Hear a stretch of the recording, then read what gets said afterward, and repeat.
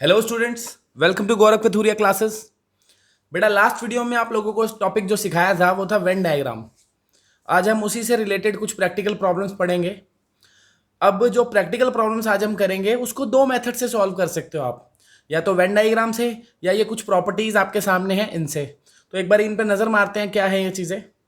अब बेटा क्वेश्चन करने से पहले जो क्वेश्चन होंगे वर्ड प्रॉब्लम है ना, तो उन वर्ड प्रॉब्लम को आपको एक्सप्रेशंस में कन्वर्ट करना भी तो आना चाहिए। तो सबसे पहले हम ये समझेंगे कि जो स्टेटमेंट्स होंगी उन्हें हम एक्सप्रेशंस में कन्वर्ट कैसे करेंगे।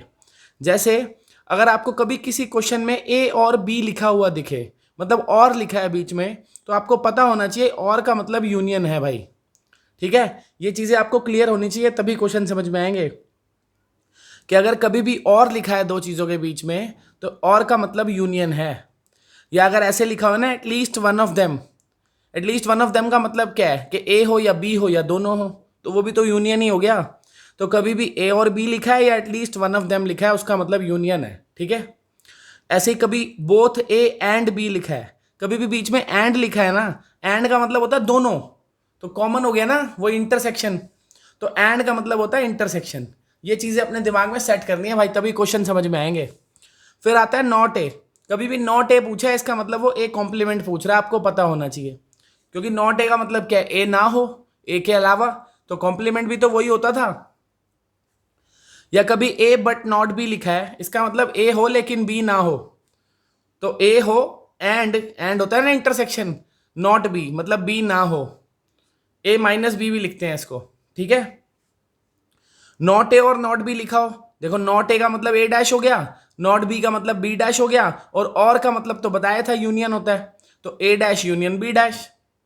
जैसे not A and not be लिखा है, तो नॉट ए का मतलब क्या हो गया ए डैश, नॉट बी का मतलब बी डैश, एंड का मतलब इंटरसेक्शन है कि नहीं। Not A and not be को नीदर ए नॉर बी भी कह सकते हो आप, या नन ऑफ देम भी कह सकते हो। तो ये सारी चीजें आपको पता होनी चाहिए कि कभी भी कहीं पे ऐसा कुछ एक्सप्रेस स्टेटमेंट लिखा है तो आपको उसकी जगह ये एक्सप्रेशन लिखना है। ठीक है, अब ये कुछ प्रॉपर्टीज भी हैं जो बुक में गिवन है कि भैया अगर number of elements in A union B निकालना है तो इसके लिए फॉर्मूला है ये, number of elements in A plus number of elements in B minus number of elements in A intersection B. ऐसे ही ये सारे फॉर्मूले हैं भाई।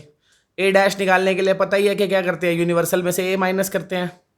ए माइनस बी के लिए बताया था क्या करते हैं, ए में से वो माइनस करते हैं जो दोनों में कॉमन है, यानी कि ए में से इंटरसेक्शन माइनस करते हैं। ये निकालना हो तो डी मॉर्गन्स लॉ बताया था ना, दो थे कि भैया A dash union B dash किसके इक्वल होता है, A intersection B whole dash के, है ना। ये बता चुका हूं आपको डी मॉर्गन्स में। और किसी का भी कॉम्प्लीमेंट निकालना है तो कैसे निकालते हैं, यूनिवर्सल में से माइनस करके। तो अब ए इंटरसेक्शन बी का कॉम्प्लीमेंट निकालना है तो क्या करेंगे, ए इंटरसेक्शन बी को यूनिवर्सल में से माइनस कर देंगे। ऐसे ही ए डैश इंटरसेक्शन बी डैश निकालना है तो ये भी डी मॉर्गन्स लॉ था, इसको क्या लिखते हैं हम, A union B whole dash. तो किसी का भी नॉट कैसे निकालेंगे, यूनियन का नॉट निकालना है ना, तो यूनिवर्सल में से ए यूनियन बी को माइनस कर दो, और ए यूनियन बी का ये फॉर्मूला पूरा ये रहा। ठीक है, तो ये सारे बेटा आपको याद होनी चाहिए चीजें, ये भी और ये भी। तो आगे की वीडियो मैं तो यही सजेस्ट करूंगा, आप पहले इसको लिख लो, अच्छे से लर्न कर लो, चाहे आपको 10 मिनट लगे, 20 मिनट, एक दिन, कुछ भी टाइम लगे, अच्छे से पहले इनको लर्न करो, फिर आगे की वीडियो देखना। वीडियो बेशक यहीं पे देखना रोक दो, इनको अच्छे से लिख के याद करो ताकि आपको क्वेश्चन करने में थोड़ा मजा आए। ठीक है, तो इनको लिख लो अच्छे से, वीडियो को पॉज करो, रोक दो, आराम से इन्हें याद करो, फिर आगे की वीडियो देखना। ठीक है, चलो भाई आगे देखता हूं, मैं कराता हूं, आपने ऐसे ही करना है। तो भाई मैं मान के चल रहा हूं कि आप उन सबको लर्न करके बैठ चुके हो, तभी आपको क्वेश्चन समझ में आएगा। ठीक है, अब जैसे क्वेश्चन देखते हैं, कह रहा है in a school there are 20 teachers who teach mathematics और फिजिक्स।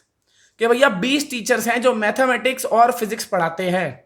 आगे नहीं पढ़ रहे हम क्वेश्चन, पहले हम डेटा को जरा लिखेंगे कि एक्सप्रेशंस लिखेंगे यहाँ पे क्या बनेगी, क्या क्या हमारे पास गिवन है। क्या कह रहा है, 20 टीचर हैं जो मैथमेटिक्स और फिजिक्स पढ़ाते हैं, और का मतलब यूनियन बताया था ना, तो मैथ्स और फिजिक्स का यूनियन हो गया ना ये। तो number of teachers who teach mathematics और फिजिक्स, और का मतलब क्या हो गया यूनियन। तो कितने दे रखे हैं 20, 20, तो 20 टीचर हैं जो मैथमेटिक्स या फिजिक्स कुछ ना कुछ पढ़ाते हैं। ऑफ दीज, इनमें से 12 टीच मैथमेटिक्स, मैथमेटिक्स कितने पढ़ा रहे हैं? 12 टीचर, तो number of teacher teaching mathematics is 12। ठीक है, फिर आगे क्या कह रहा है?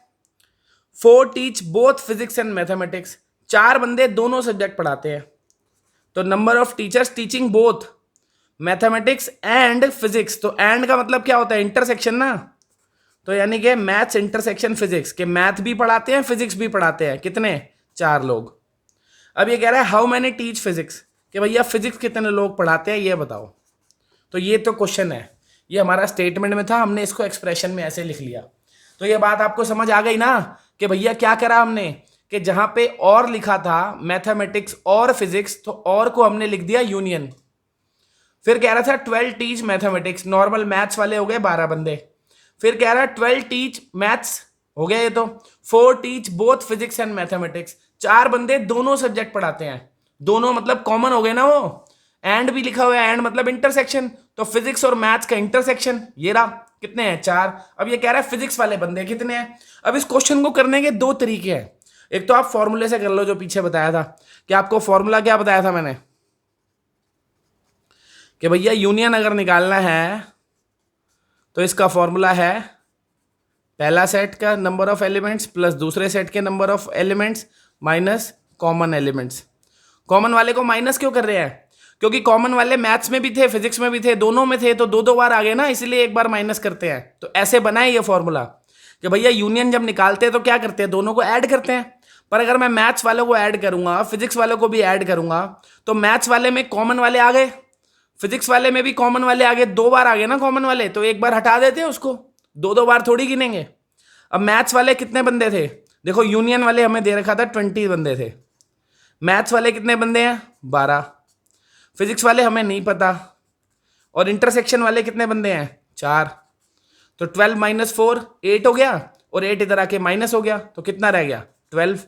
तो हमारे पास आ गए फिजिक्स वाले कितने बंदे हो गए? 12, तो मतलब 12 टीचर है जो फिजिक्स पढ़ाते हैं। ठीक है, अब आप इसको वेन डायग्राम से भी कर सकते थे, देखो 2 मिनट में हो जाता क्वेश्चन। कैसे देखते हैं, देखो वेन डायग्राम से क्वेश्चन करने का तरीका क्या होता है। दो सेट्स थे ना, मैथ्स और फिजिक्स, तो एक हमने यूनिवर्सल सेट बनाया, एक सर्कल हो गया मैथ्स, एक हो गया फिजिक्स। ठीक है, अब ध्यान से समझना वेन डायग्राम को भरते कैसे हैं, कैसे इसको फिल करते हैं। सबसे पहले सेंटर फिल करते हैं हम, जो कॉमन होता है दोनों में। तो दोनों में कॉमन मतलब पहले ऐसे बंदे लिखोगे जो दोनों सब्जेक्ट पढ़ाते हैं। तो दोनों सब्जेक्ट कितने बंदे पढ़ाते हैं? 4, देखा था ना कि 4 बंदे हैं जो दोनों सब्जेक्ट पढ़ा रहे हैं, तो बीच में तो आ गया 4। ठीक है, अब मैथ्स वाले कितने बंदे थे? मैथ्स वाले बंदे थे 12, है कि नहीं? ये दे रखा है ना, तो मैथ्स में 12 होने चाहिए थे, लेकिन आपको दिख रहा है मैथ्स में 4 तो पहले से ही लिखे हुए हैं। तो अगर मैं यहाँ पे 12 लिख दूंगा तो टोटल तो मैथ्स में 16 हो जाएंगे, 16। तो इसीलिए मेरे को यहाँ पे 8 लिखना चाहिए, क्यों? तभी तो टोटल मैथ्स में 12 होंगे, सही है ना। अगर मैं यहाँ पे 12 लिख देता तो 12 और 4 16 हो जाते, 16 हो जाते टोटल, इसलिए 12 नहीं लिखा, यहाँ पे क्या लिखा है? 8, ताकि टोटल 12 हो जाए, मैथ्स वाले 12 ही हैं। अब फिजिक्स वाले मेरे को नहीं पता, नहीं पता ना, पर टोटल तो मेरे को पता है ना, यूनियन में 20 होने चाहिए। कितने होने चाहिए? 20। तो 8 और 4 कितना हो गया? 12। टोटल होने कितने चाहिए थे? 20। तो यहाँ कितने आने चाहिए बोर? भाई बताओ, 8 और 4 12 हो गए, तीनों का टोटल होना चाहिए था 20, तो यहाँ कितने और आएंगे? 8 आएंगे ना, हो गया ना टोटल 20। अब क्वेश्चन में क्या पूछा था उसने कि फिजिक्स वाले कितने बंदे हैं, तो तुम्हें कितने दिख रहे हैं यहाँ पे फिजिक्स में? ये वाले 8 भी फिजिक्स में, ये वाले 4 भी, तो फिजिक्स वाले हो गए ना 12। सीधा पता लग गया है ना, डायरेक्ट ही पता लग गया। बच्चे कहते हैं सर फिजिक्स वाले तो 8 है, अबे ये फिजिक्स वाले नहीं है, ये सिर्फ फिजिक्स वाले हैं, दोनों बातों में फर्क है। फिजिक्स और ओनली फिजिक्स, मान लो आपसे पूछा होता फिजिक्स, तो आपको पता है कि फिजिक्स वाले हमें दिख रहे हैं कौन से हैं? दोनों हैं, ये वाले 8 भी ये वाले 4 भी, दोनों ही फिजिक्स में हैं, तो 12 बंदे हो गए। ठीक है, अगर मान लो ये पूछता ओनली फिजिक्स, ओनली फिजिक्स का मतलब होता है जो फिजिक्स पढ़ा रहे हैं पर मैथ नहीं पढ़ा रहे, यानी कि फिजिक्स माइनस मैथ। तो फिजिक्स वाले कितने बंदे हैं? 12 है ना, फिजिक्स वाले 12 है, उसमें से कॉमन वाले माइनस कर दो, जो मैथ भी पढ़ा रहे हैं वो है 4, तो 8 आ गया, है ना। ओनली फिजिक्स आप सीधा यूं भी देख के बता सकते थे यहीं से कि ये वाले 8 बंदे हैं जो भाई सिर्फ फिजिक्स पढ़ा रहे हैं, है ना। तो ये करने की जरूरत नहीं थी, ओनली फिजिक्स तो ऐसे ही बता सकते थे, ये वाले 8 हैं, और फिजिक्स बताते तो दोनों ऐड होंगे, क्योंकि ये भी फिजिक्स वाले हैं ये भी फिजिक्स वाले हैं, 12 हो गए। तो इस तरीके से आप क्वेश्चन कर सकते हो। ठीक है, अगला क्वेश्चन देखते हैं भाई।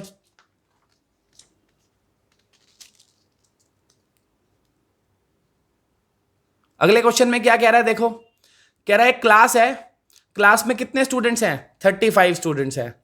अब 35 स्टूडेंट्स, कभी भी आपको कहीं की टोटल स्ट्रेंथ अगर दे रखी है ना, किसी भी जगह की टोटल स्ट्रेंथ दे रखी है, तो आप एज्यूम कर लोगे वो यूनिवर्सल सेट है। क्या है वो, यूनिवर्सल सेट, मतलब टोटल कितने लोग हैं। तो number of elements in universal set कितने हो गए, 35, कि भैया टोटल बंदे 35 है, बात खत्म। आगे क्या कह रहा है, 24 लाइक टू प्ले क्रिकेट, कि भैया 24 बंदे क्रिकेट खेलना पसंद करते हैं। तो क्रिकेट वाले बंदे हो गए हमारे पास 24। आगे कह रहा है 16 लाइक टू प्ले फुटबॉल, तो फुटबॉल वाले बंदे कितने हो गए, 16। ठीक है ना भाई, ये टोटल बंदे हो गए यूनिवर्सल सेट, ये क्रिकेट वाले, ये फुटबॉल वाले। अब क्या कह रहा है आगे वो, अच्छा कई बच्चे कंफ्यूज हो जाते हैं, वो ना ये जो 35 दे रखा है उसको इन दोनों का यूनियन लिख देते हैं कि क्रिकेट यूनियन फुटबॉल। भाई एक मेरी बात सुनो जरा ध्यान से, ये क्रिकेट यूनियन फुटबॉल और यूनिवर्सल में क्या फर्क होता है पहले समझेंगे।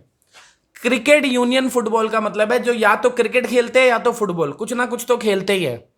पर यूनिवर्सल का मतलब क्या है, ये टोटल लोग है, क्या पता इनमें ऐसे भी कुछ हो सकते हैं जो दोनों में से कोई भी स्पोर्ट खेलते ना हो, दोनों में से कुछ भी ना खेलते हो वो, तो टोटल में ऐसे भी तो हो सकते हैं। पर सी यूनियन एफ में वो लोग होंगे जो कुछ ना कुछ खेलते हैं। ठीक है, तो ये फर्क है दोनों में। अब देखो यहां पे ना एक बात लिखी हुई है, each student likes to play at least one of the two games, कि हर बच्चा दोनों में से कोई ना कोई गेम तो खेल रहा है। तो यानी कि सारे के सारे कोई ना कोई गेम खेल रहे हैं। तो इस केस में जो यूनियन है वो भी 35 हो जाएगा। ठीक है, अगर ये वाली लाइन नहीं लिखी होती ना कि at least one of the two games हर बंदा खेल रहा है, तो हमें यूनियन पता ही नहीं था फिर इस क्वेश्चन में। जब तक ये ना कह रखा हो कि हर बंदा कुछ ना कुछ कर रहा है, तो हमें यूनियन पता नहीं चलेगा। टोटल थे 35, ठीक है, पर अगर ये लाइन नहीं लिखता कि हर बंदा कुछ ना कुछ खेल रहा है, तो ऐसा भी हो सकता है इन 35 में कुछ लोग ऐसे हों जो दोनों में से कुछ भी नहीं खेल रहे। तो याद रखनी है ये बात कि मैंने सी यूनियन एफ को 35 इसलिए लिखा है क्योंकि लिखा था हर बंदा कुछ ना कुछ खेल रहा है, या तो क्रिकेट या तो फुटबॉल। आगे क्या कह रहा है, पूछा गया है क्वेश्चन में, how many students like to play both cricket and football, कितने बंदे दोनों खेलना पसंद करते हैं। इंटरसेक्शन का मतलब क्या होता है, एंड कह रहा है ना ये, क्रिकेट एंड फुटबॉल, एंड मतलब इंटरसेक्शन, तो इंटरसेक्शन पूछ रहा है यहाँ पे हमसे ये। ठीक है, अब कैसे करेंगे इस क्वेश्चन को, फिर वही दो चीजें हैं, या तो फॉर्मूले से कर लो। फॉर्मूला क्या है भाई, वही यूनियन वाला जो लगाया था पीछे अभी, सी यूनियन एफ क्या है, N C plus N F minus N C intersection F. Union में कितने बंदे हैं 35, सी में कितने बंदे हैं 24, एफ में कितने हैं 16, इंटरसेक्शन नहीं पता, कितने हो गए ये 40। ठीक है, तो ये सी इंटरसेक्शन एफ नेगेटिव है, इधर आके पॉजिटिव हो गया, और ये 35 उधर जाके माइनस हो गया, तो 5 बंदे आ गए।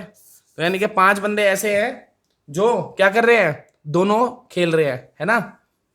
वैसे भी यार तुम्हें सीधा तरीका बताता हूं, देखो इधर टोटल बंदे कितने थे, 35 थे ना। अगर क्रिकेट और फुटबॉल का टोटल करूं तो कितने आ रहे हैं, 40 आ रहे हैं। तो इनका सम 40 है लेकिन बंदे तो 35 ही थे। इनका सम 40 है, बंदे कितने थे 35, तो 5 बंदे ज्यादा आ रहे हैं। 5 बंदे ज्यादा आ रहे हैं, इसका मतलब 5 बंदे दोनों में कॉमन थे, वो 2 बार ही गिन लिए हमने, तो एक बार उसे हटा देंगे, तो 5 ही थे, कॉमन पता लग गया, है कि नहीं। नहीं तो आप इससे भी कर सकते हो इसको वेन डायग्राम से। कैसे, देखो 2 का बनाना है वेन डायग्राम, क्रिकेट फुटबॉल, एक फुटबॉल हो गया एक क्रिकेट हो गया। ठीक है, वेन डायग्राम कैसे भरते हैं क्या बताया था, पहले बीच वाली वैल्यू लिखते हैं, है ना। बीच वाली वैल्यू लेकिन हमें पता ही नहीं है, बीच वाली वैल्यू क्या है, जो दोनों खेल रहे हैं वही तो हमें क्वेश्चन में निकालना था। तो इसको मैं मान लेता हूं कि x है, कितना है ये x, मान लिया कि भैया x बंदे हैं जो दोनों खेल रहे हैं। अब फुटबॉल में कितने बंदे हैं, देखो ये लिखा, फुटबॉल में बंदे कितने थे 16, फुटबॉल में 16 लिखने हैं टोटल, तो यहां कितने लिखूं बताओ, x तो यहां लिख रखे हैं, तो यहां 16 थोड़ी लिखूंगा, क्योंकि यहां 16 लिखूंगा तो पूरा 16 प्लस x हो जाएगा, लेकिन फुटबॉल में तो टोटल 16 होने चाहिए ना। तो पहले से ही लिखे हुए हैं फुटबॉल में x, तो बाकी और कितने लिखने चाहिए, 16 माइनस एक्स। समझ गए ना क्यों, ताकि अब मैं जब इन दोनों को ऐड करूंगा तो 16 आ जाएगा और फुटबॉल में टोटल हो जाएंगे 16, जो कि 16 होने चाहिए थे।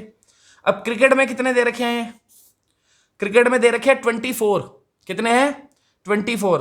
पहले से क्रिकेट में आपको कितने दिख रहे हैं, एक्स, तो यहां कितने लिखोगे 24 माइनस एक्स। समझ गए ना क्यों, क्योंकि अब इनका टोटल कितना हो जाएगा, इसका और इसका, इन दोनों का टोटल हो जाएगा 24, जो कि क्रिकेट में होने चाहिए थे, है ना, हो गया। अब जो यूनियन हमें दे रखा है, मतलब इन सबका सम कितना दे रखा है 35, ये रहा ना यूनियन 35, तो इनका सम कर दो 16 minus X plus X plus 24 minus X is equal to 35। तो भैया एक एक्स और एक एक्स तो कट गए, ये हो गया 40, ठीक है, वो वाला 35 इधर आके माइनस हो गया और ये वाला नेगेटिव एक्स उधर जाके पॉजिटिव हो गया, निकल गया ना x5, ठीक है। तो ऐसे भी कर सकते हो। तो देखते हैं अगला क्वेश्चन। अब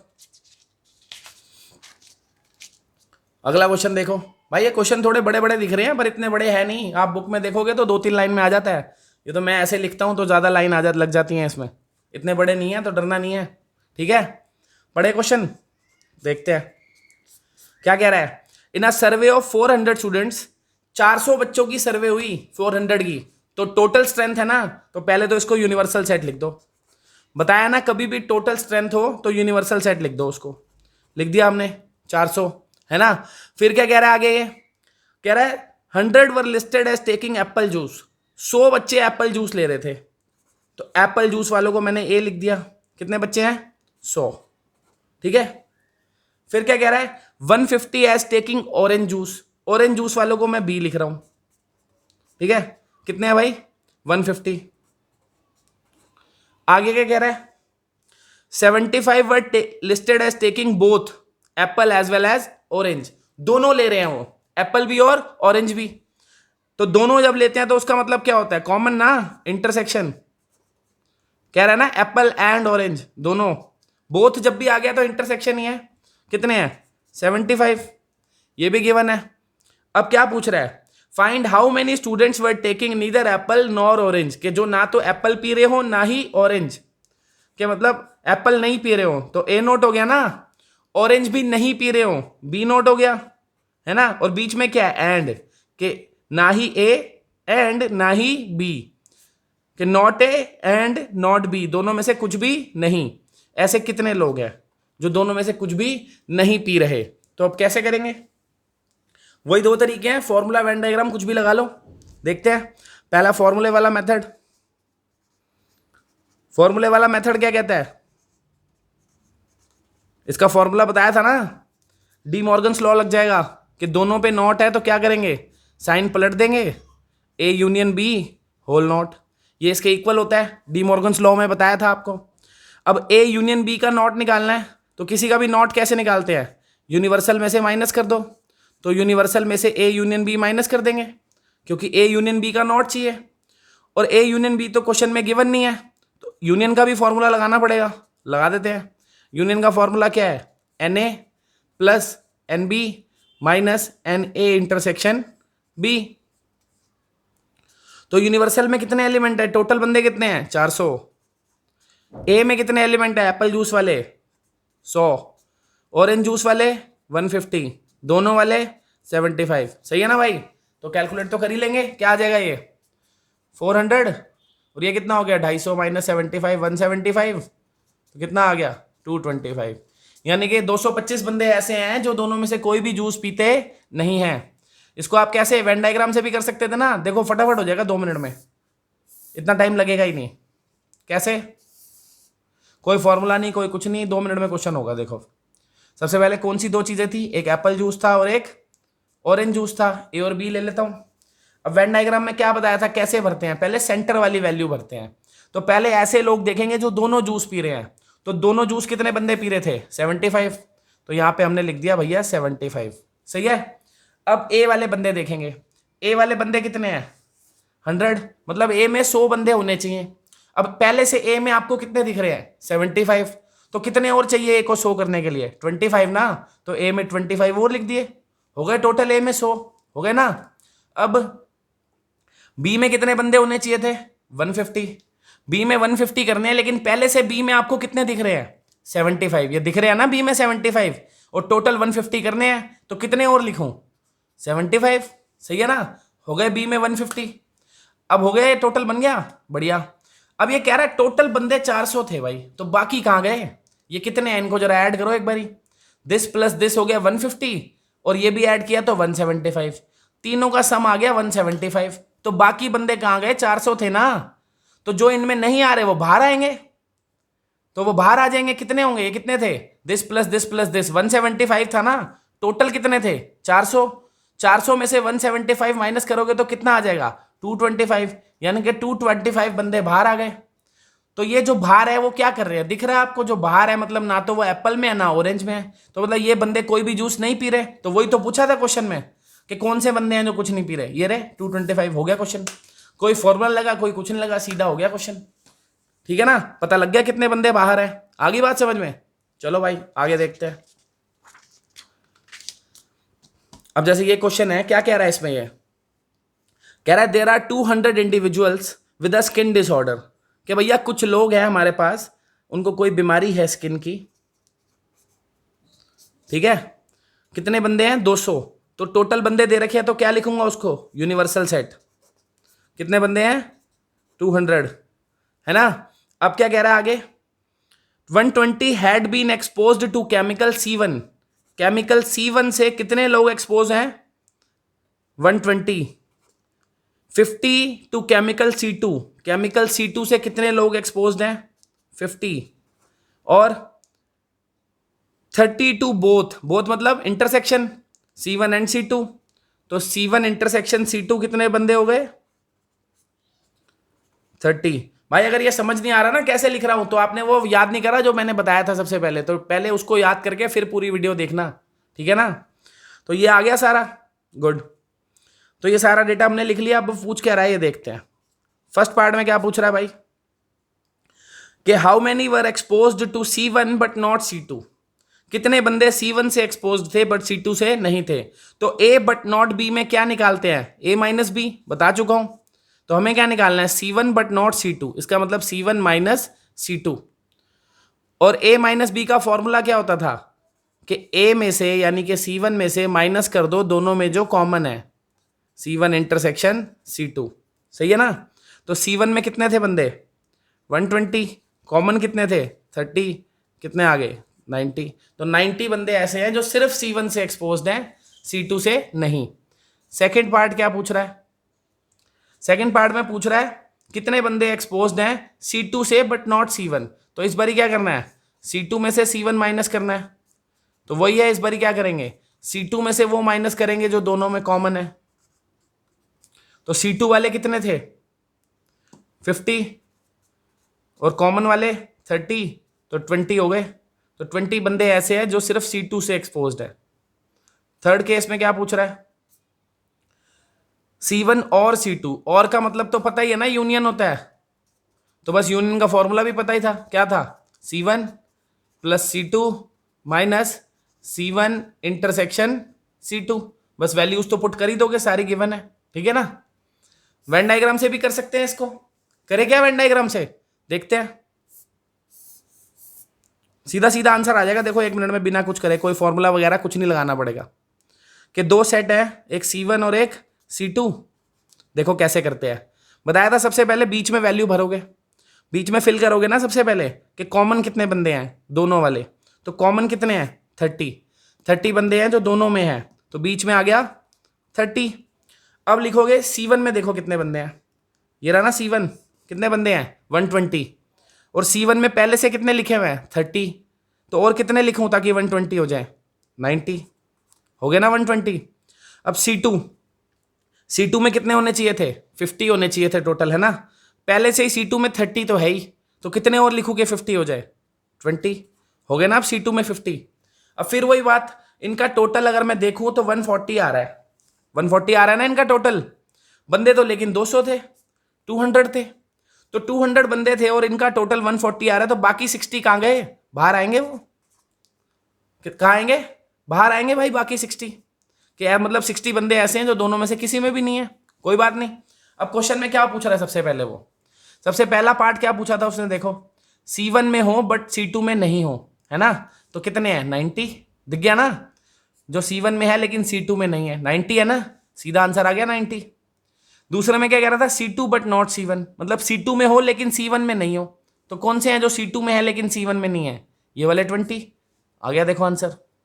फिर कह रहा है C1 और C2 मतलब किसी में भी हो चलेंगे, तो ये तीनों आएंगे ना फिर, और का मतलब क्या है, तीनों में से किसी में भी हो, तो ये सारे चलेंगे, कितने हो गए 140, तो यानी कि इसको भी मैं कैलकुलेट करूंगा तो 140 आ जाएगा। अगर वो कहता है नन कि किसी से भी एक्सपोज्ड नहीं है, तो कितने होते भैया 60 होते, ठीक है ना, हो गया क्वेश्चन। तो भाई आज के लिए इतना ही करेंगे, बाकी नेक्स्ट वीडियो में देखेंगे। इसके बेसिस पे आप लोग बेटा एनसीईआरटी की एक्सरसाइज 1.6 कर सकते हो अभी विद एग्जाम्पल्स। तो इसको करके अगली वीडियो देखना भाई, अगली वीडियो में हम वर्ड प्रॉब्लम के थोड़े और क्वेश्चन देखेंगे और फिर ये कंसेप्ट हमारा खत्म हो जाएगा। ठीक है गाइज, बाय, थैंक यू।